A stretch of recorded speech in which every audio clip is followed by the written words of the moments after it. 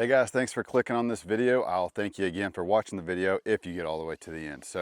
But again, thank you so much for clicking on it, just taking the time out of your day to watch this.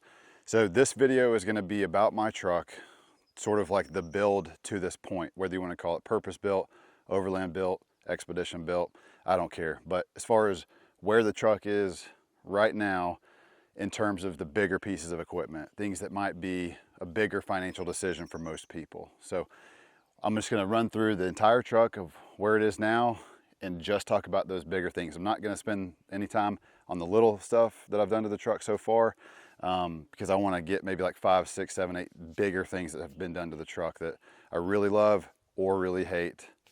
And then we'll go into some more things here at the end. So thanks, let's get into it. All right guys, so the first thing I wanna talk about is this new banger awning.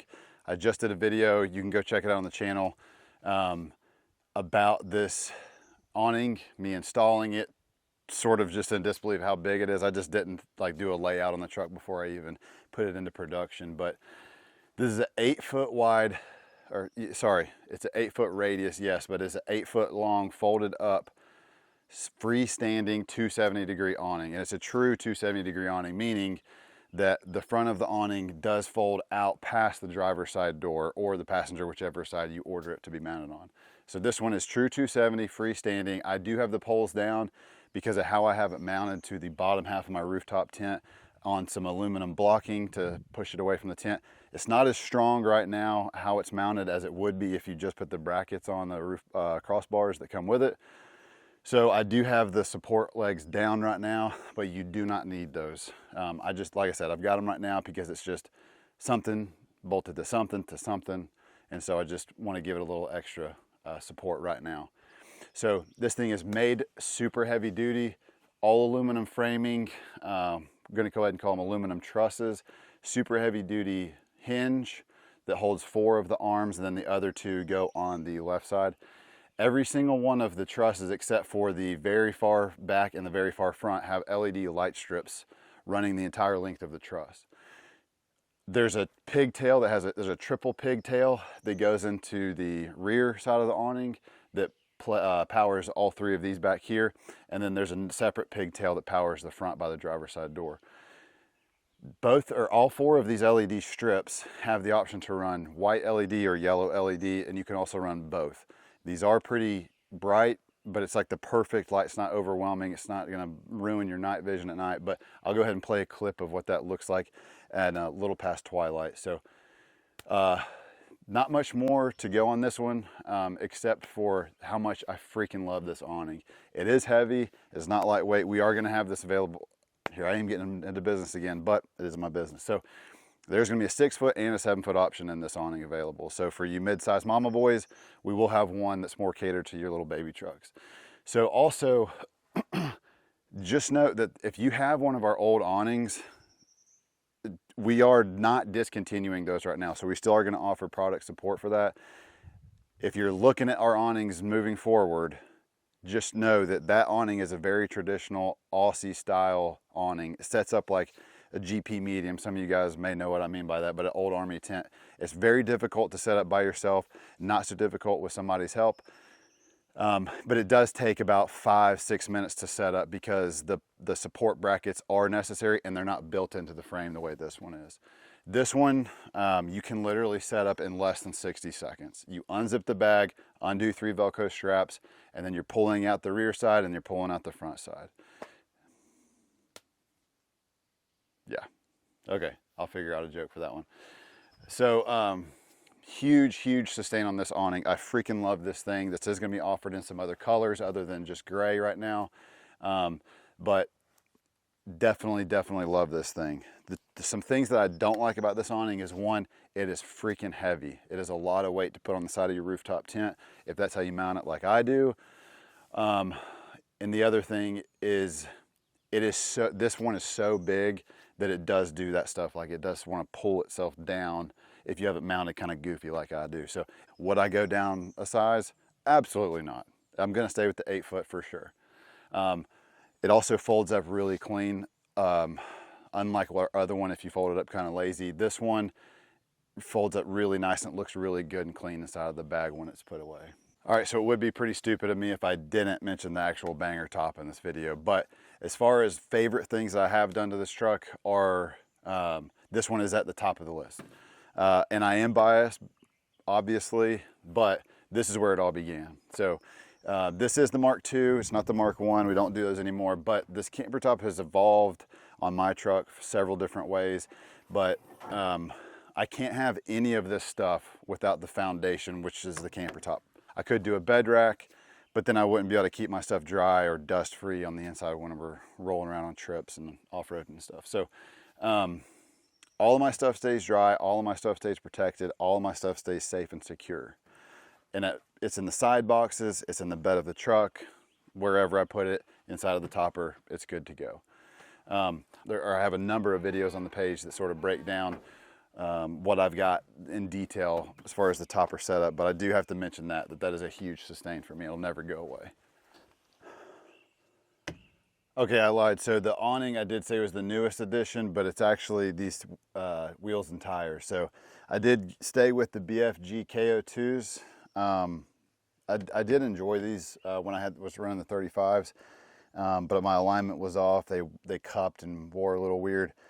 So I did go up to 37s on 17s, and I did get the Raceline Rhino beadlocks. I don't really give a crap what you guys say in the comment section on like DOT approved or not, because you're probably riding your motorcycle with a non-DOT approved helmet. And the reason these aren't DOT approved is like the most backwards, hypocritical thing I've ever heard of.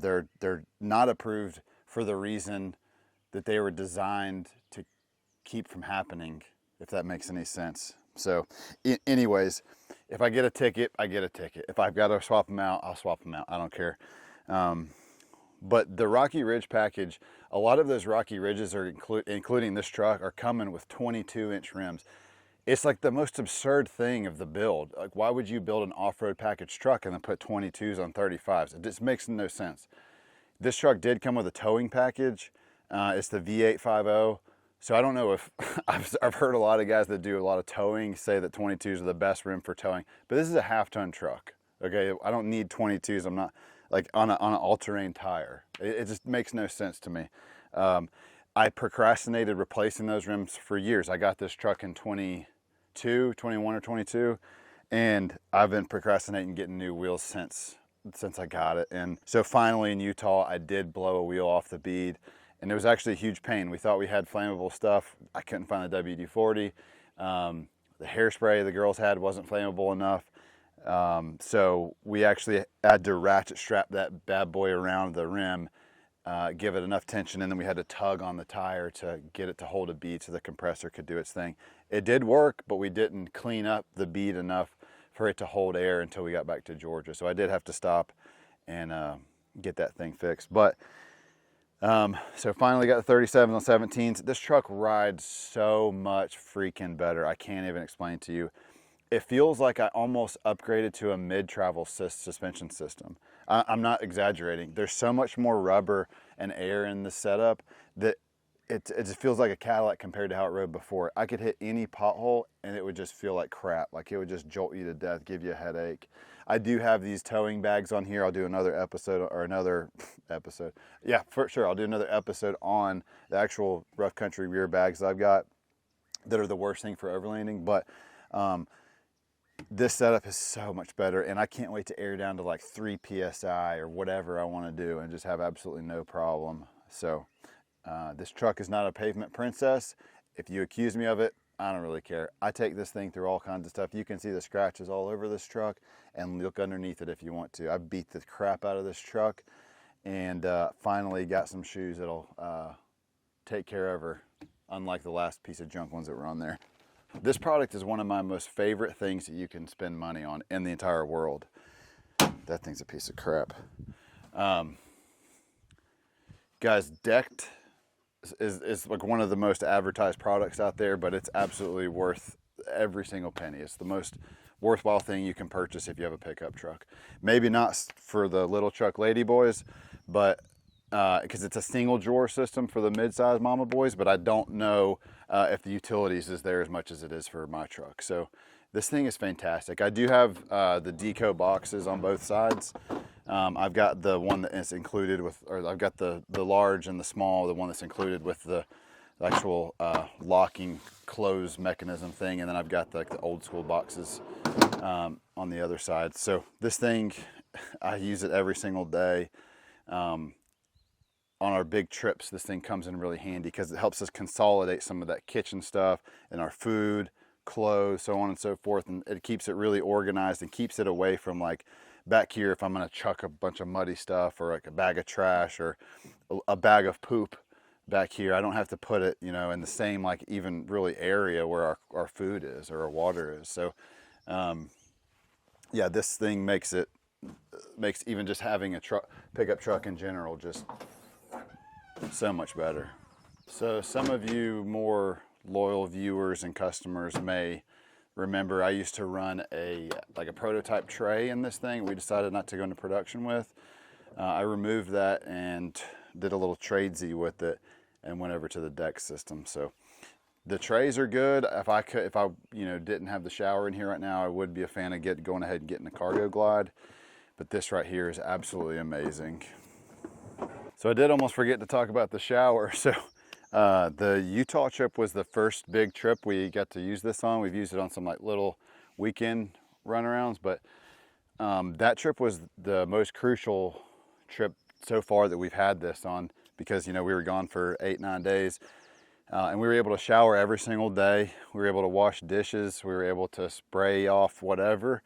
And the shower awning also doubles as a bathroom too. So actually, I got struck hard in Grand Canyon National Park, of all places. I don't remember we had just eaten taco beaver, I think, at Lake Powell on the Arizona side. And taco beaver is a real son of a bitch on a road trip. So careful what you get out there, folks. But so I literally pulled my truck over on the side of the main drag inside of Grand Canyon National Park and peed out of my butt for about 15 minutes on inside of this tent on our little wag bag toilet. And God bless Kristen, because she had to sit right there and deal with it. But yeah, so this thing comes in handy in a bunch of different ways. But it gives you some privacy to shower and use the restroom in it, which is big for my wife. So, you know, I've come to actually appreciate using the bathroom in the wag bags in the wilderness instead of just digging a hole and just crapping all over the place. Yeah, and so this has been an actual really good piece of equipment. So by the time this video comes out, these shower awnings will be on the website at bangeroverland.com. So I will say, the one thing you need to remember when you're using this as a toilet is that to make sure your truck is not running or your car is not running, because if your exhaust pipe comes out the rear passenger like mine does, I don't want anybody to be breathing in exhaust fumes while they're sitting there on the pot. So otherwise, the shower itself is a DIY project that I did a whole nother video on. It's a 30-gallon RV tank in the back of the truck on top of the deck drawer. And I did everything, just pieced it all together on Amazon. So I think I probably have a total of like $500 in that, including the pump, maybe less. Pump, tank, hoses, fittings, everything. And I already had the aux beam panel and all that stuff, so I wired it straight into that. So nothing really complicated about that. Yes, I did drill 2 4-inch holes in the side of the camper top. It still has the structural integrity. I've put even more weight on top of this truck since I've drilled those 2 holes. Haven't had any issues with it. Haven't had any leaks. But it makes it super easy. I actually pulled up to a gas station in the Bryce Canyon area, and they were kind enough to allow us to fill up that water tank at the gas station. I think the gas station attendant got in trouble once the owner saw us doing that. But all I had to do was just use my key, pop out the fill port, put a hose on there, 30 gallons of water, and I'm done. So super fantastic. It's so easy to handle, so easy to use. The one thing I'll say about that pump is that I was surprised that it doesn't shut off. So I thought that pump would actually get to pressure and then turn off, but that pump just runs around the clock. So I actually, as soon as we're done showering or using it, I just turn the power back off. So you do have to have the actual battery of the truck on, meaning, like, you know, the engine not running but the car is on, so that your aux beam panel will run. That's how I have mine set up. If I could change anything later on, it's going to be, you know, like RV style onboard auxiliary power in the back of this truck to run things like that water pump. All right, so I would say that probably the most daily used item in this truck is going to be the bullet point mounting system setup I've got in here. So I've had a bunch of questions about the tablet mount in here. That is an iPad Pro. That is I think it's still the biggest iPad that you can buy. The reason I have that on there is not so I can watch Netflix on road trips. It's actually the most useful thing about that is that yes, while CarPlay does have an option for onX Maps, that's really cool, like great of them, but it is like it's not the easiest to use, and I think that's by design, so that you're not like use the finger expansion function on CarPlay, and so what a lot of times we'll do is we'll just have onX pulled up on the iPad if I could find it, and be running like a dual. We'll have a lot of times what we'll do is we'll have onX pulled up on the iPad so that I can actually dual use, like have two different screens. So I can have like, say, like my general navigation or maybe just music, or just like whatever playing on the CarPlay, because I can't really like use that as simple as I can onX. Like I can do all kinds of stuff, and I can also like mark waypoints. I can look at trail reports. I can use onX how it's supposed to be used right here. I should caveat that I'm only doing that if Kristen's driving. So most of the time it's going to be Kristen that's doing all this stuff. But it's nice to have a really like user-friendly screen when you're actually doing that off-road stuff. So it's super. I mean, it's super handy. So the other things I've got for the bullet point system, I've got the radio push-to-talk mount for the GMRS radio. I've got the phone mount. I do have a GoPro mount for this, but I've only got 3 of the ball mounts for the actual plates. So I think the only other thing I would do for the bullet point system is get 1 additional ball mount, and then that way I can actually run a GoPro at the same time as all of this stuff. So I do have a basket mount for like a Baofeng style radio. And again, it's just like I've got 3 ball mounts, and I don't want like 65 different things mounted up here. So, but as far as like how it's configured, most of the time it's my phone, iPad, if Kristen's with me, and then the GMRS radio. But this is, by far the most used thing in this truck. All right, guys, so next I want to talk about the rooftop tent. So while this is one of my favorite pieces of equipment that we have done to the truck, I do have a lot of frustrations with this tent. I actually sleep in this more than most people you're going to talk to. There's some folks that do live in theirs full time. That's probably going to be one of the only exceptions. So this is a wedge style rooftop tent, meaning that it only opens one side. It's a triangle shape, it looks like a wedge. That's where the name comes from. This is a insulated tent. It is a triple canopy design.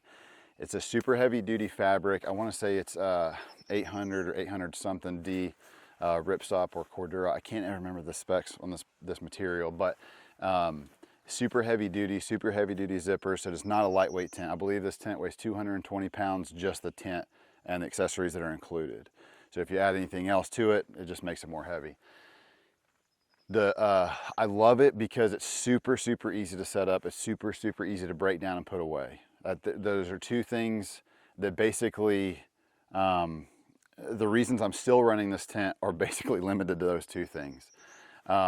It's extremely affordable. I think it's going to be hard to beat the banger price of a 3 awning, winterized insulated tent with a mattress included, LED light strip, roof side pouch, or a gear pouch. I don't even know how I want to explain that. All things included with this tent, I think it's one of the best deals on the market. No, it's not the cheapest tent on the market, but apples to apples, this is the best deal. Another thing that really makes a difference to me is that this tent has T-slots on both the bottom and the top cap.